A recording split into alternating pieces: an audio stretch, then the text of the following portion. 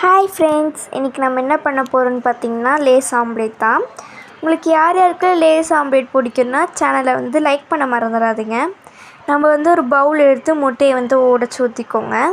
Next onion நல்லா சின்ன சின்னதாக கட் பண்ணி வச்சிங்கன்னா சாப்பிட்றதுக்கு நல்லாயிருக்கும். சின்ன சின்னதாக கட் பண்ணி வச்சு போட்டுக்கோங்க.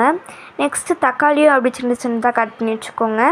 அப்புறமா கருவேப்பிலை, பச்சை மிளகா போட்டுட்டு நல்லா மிக்ஸ் பண்ணிக்கோங்க.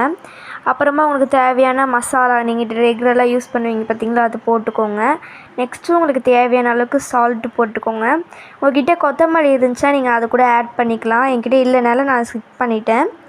நெக்ஸ்ட்டு நம்ம தோசைக்கல் இருக்குது பார்த்தீங்களா, அதை சிம்மில் வச்சுட்டு அந்த முட்டையை உடச்சி ஊற்றிக்கலாம்.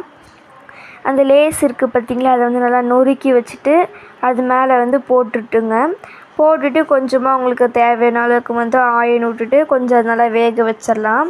அதுக்கப்புறம் தோசைக்கல்லேருந்து திருப்பி போட்டிங்கன்னா அவங்க லேஸ் ஆம்லேட் ரெடி. பிடிச்சிருந்தா லைக் பண்ணுங்கள், ஷேர் பண்ணுங்கள், மறக்காமல் சப்ஸ்கிரைப் பண்ண மறந்துடாதீங்க. பாய்.